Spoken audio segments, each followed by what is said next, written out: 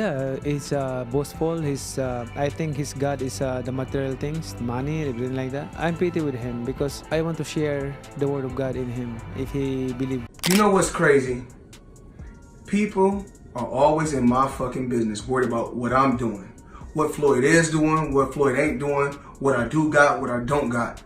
Just know, I'm gonna stay in my lane. I ain't gonna fuck with nobody, and I don't want nobody fucking with me. If I go on vacation, my fault. When I go on vacation for 30 days, I take 30 watches with me. I'm not educated in school. I'm educated in life. I know how to survive. There you go. Nobody has taken none of my properties away from me. Right. So I still got all my houses. I still got everything. My mother, and my whole family, they bills still paid. Right. I still pay all my employees. And just look around, my team, they still paying their bills. My mother house is paid for. All my properties are paid for. My grandson don't want for nothing. I'm happy with that. As long as I'm able to eat every day, pay my bills, and travel and do the things that I want to do, and I don't have to get up and punch no clock and work for nobody, then that's my comfort. A lot of times they say, oh, it's this lawsuit, it's that lawsuit. One thing about me, whoever I get involved with, as far as with business, I get myself out of the situation. Nobody see me in no soup line, and I ain't been out on the streets begging like my hands is cups. Right. So at the end of the day, Tables just turned more violently than a losing wager in Vegas. Manny Pacquiao is absolutely roasting Floyd Mayweather in his latest clip, laughing directly at Floyd's rumored $150 million disaster. The same Pac-Man Floyd called finished is now dancing atop his financial wreckage, landing bombs on the so-called unbeaten king who lost everything except his arrogance. This isn't redemption. This is vengeance served freezing cold. If you give a few moments, you'll witness this beatdown. Two princes. There can only be one sovereign. June 27th, only on The Zone. I give it everything I possess. Stephen K. Sports for FightHub TV, right here with the In the World of Boxing. Few rivalries carried the weight of Mayweather against Pacquiao. Their 2015 encounter stood as the wealthiest fight in history. More than 10 years later, the saga continues. Shaped now not merely by strikes, but by figures, choices, and fallout that extend far beyond the ropes. Floyd Mayweather may be enduring the worst stretch of his existence. And it just worsened. Just the other day, June 18th, a fresh lawsuit lodged against Floyd Mayweather and his commercial partners, Frist, Apex Ventures, filed by CSI Entertainment and their other entities in the state of New York. I put out 2 videos recently covering this story. This is now the third in the trilogy about Floyd going bankrupt, having issues with felony charges, and now a new lawsuit that looks really Manny Pacquiao released a fresh clip. In it, he addresses Floyd Mayweather directly amid reports of major monetary troubles for the undefeated former champion. The demeanor is composed, almost factual, yet it lands with unmistakable impact. Pacquiao speaks of the postponed rematch and conveys a wish that Mayweather resolves his present troubles. The statement carries multiple layers. It originates from a man who once opposed Mayweather in the largest event boxing had ever witnessed. Before he wants an exhibition with me, but I disagree, and I want to fight with exhibition with him. I want to fight a real fight like this. So this is it. This is what I'm waiting for. Mayweather Jr. sure used to talk a lot of smack about Muhammad Ali. To turn around and be in a situation that is apparently worse than Muhammad Ali was in, as Floyd Mayweather Jr. is suing all of his business friends, former business friends. Pacquiao constructed his reputation on discipline and mobility. Even now in his later years, he maintains a regimen that many younger boxers examine. His public remarks arrive at a moment when doubts surround Mayweather's business dealings. Reports place the deficits in the vicinity of $150 million or greater. These sums remain part of ongoing legal proceedings, including lawsuits involving former associates and business partners. Anticipated. But now his latest predicament is him being sued for how he failed to uphold his side of the bargain with what we had observed promoted with the Mike Tyson and Manny Pacquiao fights that was supposed to be happening. Floyd Mayweather is being sued by a boxing promoter who claims they paid the legendary pugilist $4.65 million in advance money for mega fights against Mike Tyson and Manny Pacquiao, only for Floyd to withdraw from the agreement. Mayweather has pushed back in public, stating that his core holdings and family duties remain intact. Still, the discussion carries on across the sport. Floyd Mayweather spent years perfecting the facade of prosperity. The money brand characterized an epoch. Private planes, luxury autos, and high-stakes exhibitions formed the public portrait. That image brought enormous rewards. It also invited close inspection when troubles surfaced. Cancelled bouts, conflicts over fees, and questions about oversight form part of the present picture. Dana White offered a differing view. The UFC president expressed empathy for the effort Mayweather invested to accumulate his wealth. He mentioned the possibility of assistance if required, noting how frequently professional athletes encounter abrupt shifts in fortune. White's remarks conveyed the tone of somebody who has observed many careers from the sidelines. The situation is him being sued for how he did not uphold his end of the bargain with what we had seen promoted with the Mike Tyson and Manny Pacquiao fights that were supposed to be happening. Floyd Mayweather is being sued by a boxing promoter who claims they paid the legendary pugilist $4.65 million in advance money for mega fights against Mike Tyson and Manny Pacquiao, only for Floyd to walk away from the deal. Arum adopted a wider angle. The veteran promoter pointed to the dangers that accompany sustained heavy spending. He portrayed the existence of perpetual luxury and cautioned that such patterns can produce lasting difficulties regardless of how much money once flowed in. Arum has witnessed generations of boxers rise and fall. His observation carried the gravity of experience rather than condemnation. Adrian Broner chose allegiance. The former champion and longtime friend of Mayweather offered public backing. He stated willingness to share resources if the situation demanded it. Broner's response highlighted the personal bonds that often exist inside boxing camps. Even when public narratives turn critical, other voices added layers. Jason Whitlock and Rick Glazer examined the money brand itself. They suggested that the image Mayweather constructed so thoroughly may have contributed to the current pressures, poor management choices, legal expenses, and shifting relationships inside the inner circle appear in their analysis. These viewpoints differ sharply from those who see external factors such as bad investments or disputes with partners as the main drivers. Has he created a lifestyle that he can no longer keep up? Yeah, I think so. Hopefully this situation gets rectified, especially when it comes to having people around you, having other people in control of your finances. That's a no-no, Joe, that's a no-no. Man. That is a big no-no, especially with the kind of cash flow Not Floyd no blank, having. though, Ocho. You know you can't sign anything blank. Ocho, when they come to us and they try to get us to sign these blanks, when it comes to our autograph, no, bro. Do you know how many? Reports also surfaced of private discussions between figures once close to Mayweather's orbit. In one discussed recording, Al Heyman and Leonard Ellerbe appear to speak about the situation in terms that suggest distance or worry. Whether these exchanges reflect real shifts in loyalty or simply frank talk remains unclear. Boxing has always operated with complex alliances. Those plans now sit on hold. Contract issues and Mayweather's legal matters played a central role in the delay. Pacquiao has said they are working toward a new date, possibly next year. He frames his comments around resolution rather than conflict. This moment raises larger questions about legacy in boxing. Mayweather retired with a perfect record. He earned hundreds of millions through careful fight selection and promotional control. That success set a standard.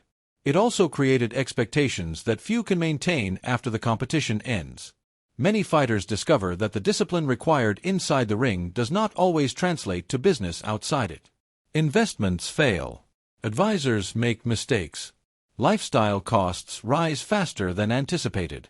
One of your former fighters seems to be having money issues. You know, Floyd, his fight just got canceled in Greece. His fight with Mike Tyson might get suspended. Obviously, Pacquiao just got pushed back as well. I don't know. What are your thoughts on that whole situation? Well, it's very, very sad. But, Floyd had a great career. He made a lot of money. But in his mind, that made him a great genius. Great business genius, great genius. Pacquiao followed a different path. After his own peak, he turned toward politics and public service in the Philippines. While still competing selectively, his financial picture has faced public scrutiny at times. Yet, he projects stability and continued purpose. The contrast between the two men feels instructive. One built an empire on defense and precision. The other relied on relentless forward pressure and community ties. Both achieved greatness. Both now navigate the years that follow. Uncertainty remains the clearest element. Legal cases take time. Outcomes depend on courts, negotiations, and private settlements. Mayweather has faced challenges before and emerged with new opportunities. Whether that pattern repeats depends on many variables. Its delay illustrates how quickly external factors can reshape even the largest plans. Pacquiao continues training and expressing readiness. Mayweather manages his current affairs while maintaining that his foundation remains intact.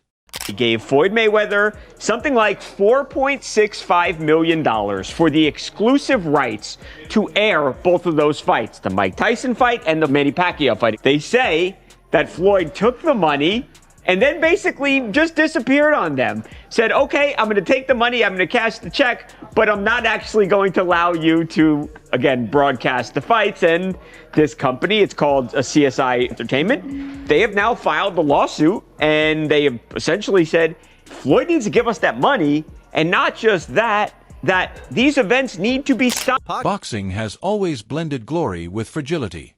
Fortunes rise swiftly and can turn without warning. The current situation with Mayweather serves as a reminder rather than an ending. Careers built on public performance face public judgment. Every decision carries consequence. Loyalty gets tested. Brands face pressure. Legacies gain new context with time. Pacquiao's video does not dwell on triumph or mockery. It presents a statement from one fighter to another at a difficult moment. In that restraint lies its force. Legal processes move forward. Conversations inside gyms and offices turn serious. Boxing rarely offers simple conclusions. It offers instead moments of clarity earned through pressure, time, and consequence. Could have some pretty serious implications, not only for Floyd's legacy, but also for how networks and advisors handle fighter compensations. Mayweather wants hundreds of millions back plus punitive damages, pushing this beyond a simple accounting dispute. If the court rules in his favor, it could open the door to more scrutiny of boxing's behind-the-scenes financial relationships. So this is kind of nuts, man. Wow, taken aback, surprised by this. I'm thinking, how did Floyd come to this? What emerges next remains open. Resolution in the ring, in the courts, or in private life carries different meanings for each man. The sport continues, shaped always by the weight that money carries. When the lights go down, the postponed rematch carries implications that stretch across promotions and platforms. Pacquiao maintains his regimen with quiet consistency, early morning runs through familiar streets in General Santos City. Sessions that blend technique work with community presence. He speaks little about personal finances in public, choosing instead to focus on readiness and faith. Those close to him describe a man who learned from past business ventures, both successful and difficult. His path suggests an understanding that longevity requires balance between the ring and life beyond it. Absolute blatant karma up in Floyd Mayweather's face for all the smack he talked about Muhammad Ali and how Muhammad Ali's name was only worth $50 million and they sold half of his name for $50 million and how he's made so much more money and that makes him all of that. Talked about how Muhammad Ali, I'm sure, or I don't know if he did, but I'd heard, talked about Floyd. Yeah, he did, because he talked about his money and how he had to sell his name because he didn't have his money right. Yep, I'm sorry. Mayweather, by contrast, continues selective appearances. Exhibition bouts provide income and visibility, yet they also invite debate about the line between competition and performance. Some analysts argue these events help preserve sharpness. Others see them as necessary responses to shifting financial realities. Either way, they keep him active while larger professional fights remain uncertain. Younger fighters observe these developments closely. Prospects in gyms across Las Vegas and Los Angeles discuss management contracts with new caution. They reference Mayweather's early moves toward self-promotion as inspiration, but they note the visible costs when control slips. Trainers report more conversations about financial education. Advisors emphasize diversified holdings and legal review. The example, whether positive or cautionary, influences how the next generation prepares.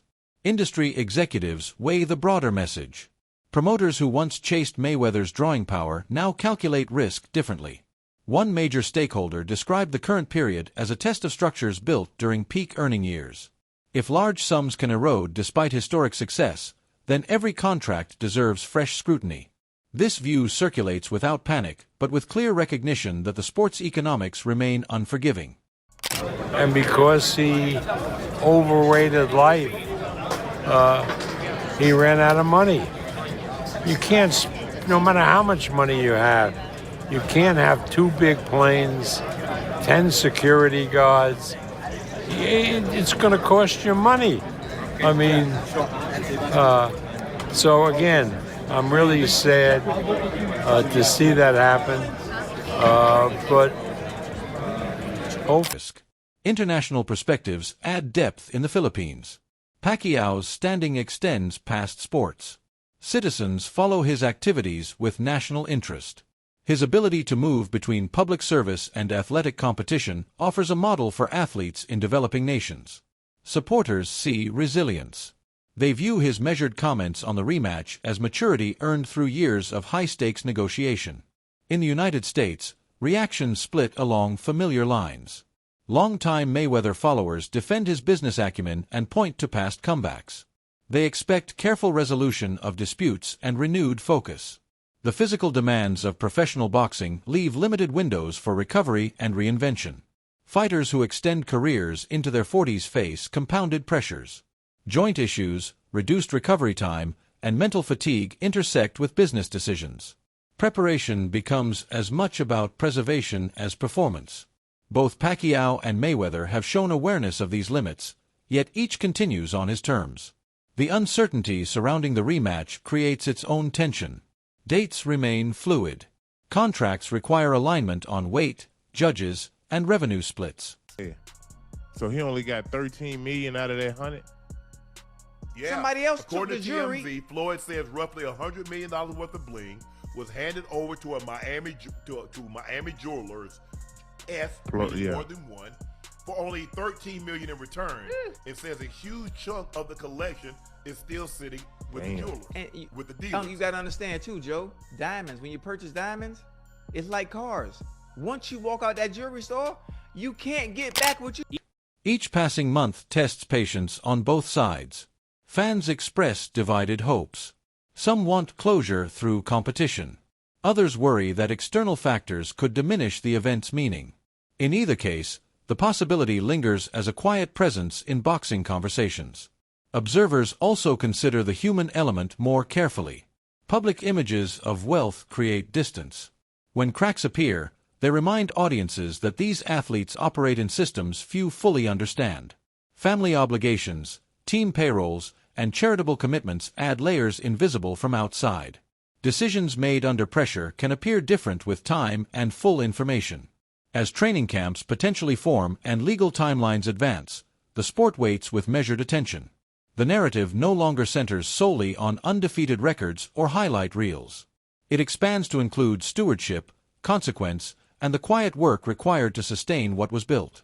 Boxing has produced many champions. Fewer manage the transition that follows with lasting stability. In the end, the story of these two men reflects something essential about the prize inside the squared circle. Victory brings resources, but only disciplined choices protect them. Legacy forms not in single nights of glory, but in how those nights shape the years that follow. Whatever resolution arrives, it will carry the weight of choices already made and those still ahead, leaving the sport richer in reflection even as the lights wait to rise again.